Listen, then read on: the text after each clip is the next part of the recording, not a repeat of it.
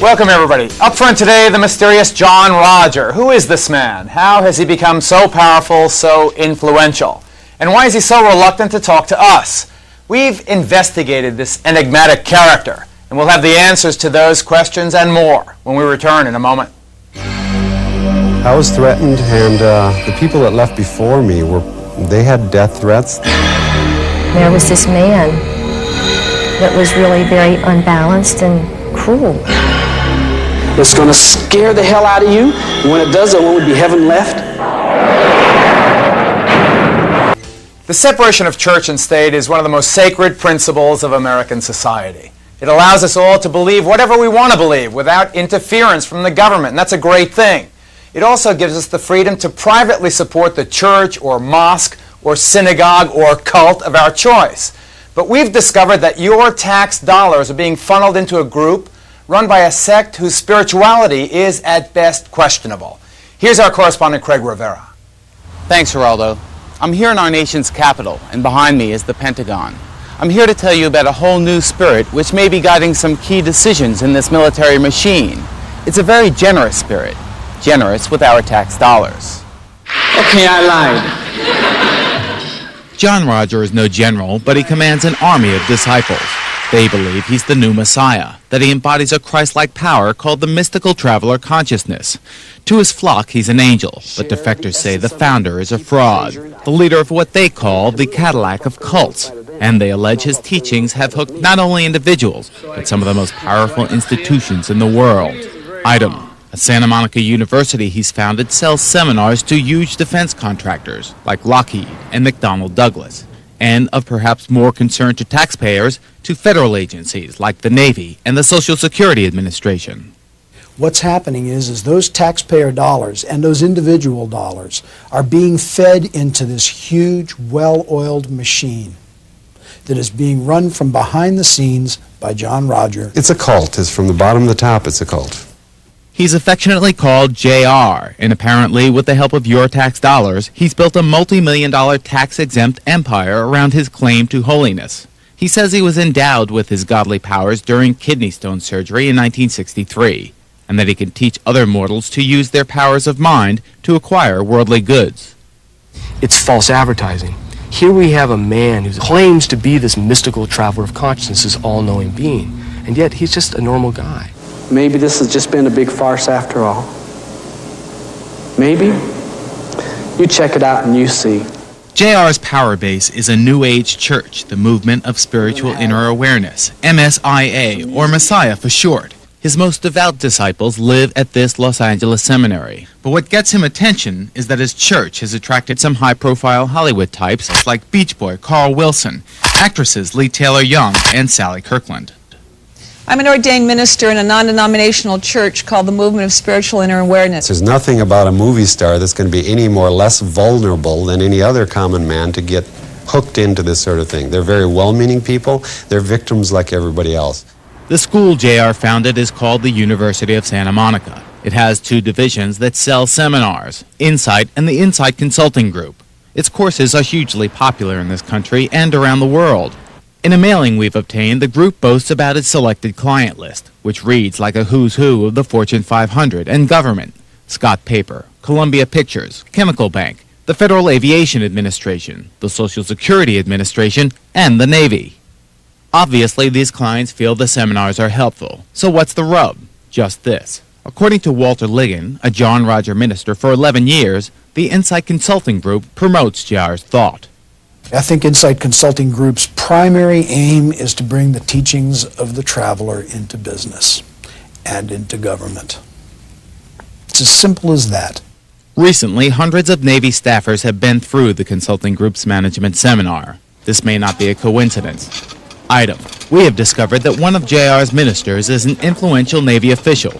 This is Timothy Fiocchi, the comptroller for the Bureau of Navy Personnel. Producer Sharon Churcher attempted to ask him if he used his influence to bring the seminars into the military, but he refused to answer her questions. A Navy spokesman says the agency is aware of Fiocchi's ties to JR's church. The spokesman claims Fiocchi merely recommended the seminar services of his guru's school. John Roger's got devotees, disciples, sprinkled all through upper society, government, military, business, and just the population in general. What is this tax exemption supporting?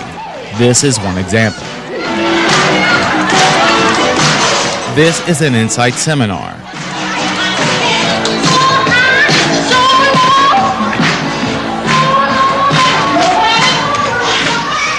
Producer Sharon Churcher went to an Insight Consulting Group seminar. Her class was led by an instructor called a facilitator, who said they could use their minds to help conjure up material rewards.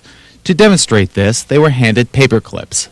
This woman called a facilitator who leads this thing hands out metal paper clips attached to bits of cotton. I brought mine along with me.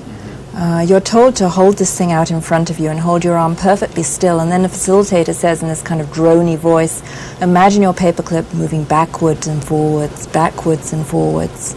And of course, with the air conditioning blasting away in this seminar room, your paperclip moves backwards and forwards, and the facilitator says, well, gee whiz, isn't this great? This proves that if you want better productivity, better profits, you just set your mind to it. An Insight Consulting Group brochure says the seminar increases productivity by 15 to 20%. And the Navy insists the sessions are an unparalleled tool for managing the interdisciplinary issues central to success in today's rapidly changing environment. After we attempted to question Fiocchi, Insight Consulting Group rushed us a letter and sent copies to the Navy. The letter says the group does not recruit for any religious movement or advocate any spiritual beliefs. Another of our producers, Heather Faulkner, attended an Insight seminar and obtained undercover video of conduct that, to an outsider at least, seems unusual, if not bizarre. The seminar's MCs, two JR ministers, took producer Faulkner on a 4-day emotional roller coaster ride. The Cult Awareness Network's executive director, Cynthia Kisser, warns the seminar uses what appears to be behavior modification techniques found in cultic groups. Our producer was taught how to invite a master teacher into her life. They wanted people to tell all their inner secrets, and we went through a period of hypnosis and meditative states where we'd build an inner sanctuary in our minds and bring in a master teacher. The master teacher is John Roger. To devotees, John Roger, born Roger Hinkins, is an agent of the Holy Spirit. But to defectors, he's a devil. When young men come into the movement who don't know anything about him, he often will use his position to just seduce them, literally. Victor Toso belonged to JR's Inner Circle, a group of handsome young men called the Guys. They lived at one of JR's homes, a ranch in LA's ritzy Mandeville Canyon. JR also has the run of 3 church-owned properties in exclusive Santa Barbara. He has told the press he has taken a vow of poverty, exempting him from filing tax returns. But when we notified the IRS, tax officials said that if the guru is taking anything more than reasonable living expenses from his ministry, he may be in hot water. Toso says JR's vow of poverty is a joke. When I was staying with him, under his bed he had a whole collection of Cougarans, platinum bars, silver bars. Toso says that for a heavenly spirit, JR is surprisingly concerned about his earthly appearance. He alleges the guru has had a tummy tuck, a facelift, and liposuction. And he claims, despite denials by a church spokeswoman, that JR reigns by terror. It's going to scare the hell out of you, and when it does, there will only be heaven left. I was threatened, and the people that left before me, they had death threats. There was all sorts of terrorism that took place around the time they left. Dodie Brady was one of JR's most devout followers and lobbied Congress to have September 24th, JR's birthday, declared National Integrity Day. The bill was initially sponsored by 2 California Democrats, Senator Alan Cranston and Representative Mel Levine. The pair later backed off, saying they hadn't realized the significance of the date. So many of us were doing work that we believed to be really good. And there was this man that was really very unbalanced and cruel. Some of the charges against the organization have been leveled before. The Los Angeles Times and People magazine reported in 1988 that JR allegedly seduced and terrorized disciples. But his empire continues to grow. He's had 3 books on the bestseller list. During Desert Storm, JR helped oversee Operation Book Shields, shipping 40,000 copies of his works to American troops in Saudi Arabia. Item: the works describe JR as an educator, but they give the phone number for his church. Now one of his ministers is running a program for public school children. It's called ACE, and it's already been used in 4 states. The program was founded as part of Insight, but the minister tells us ACE is now totally independent and teaches self-esteem and life skills. Why does this book describe you as an educator when you've been described as a guru who claims to be the equal of Jesus Christ? Excuse me, take your hands off my camera. I attempted to ask John Roger about all of this at one of his book signings. He laughed off the charges, and his co-author and minister, Peter McWilliams, cut off my questions. Don't your followers pray to you?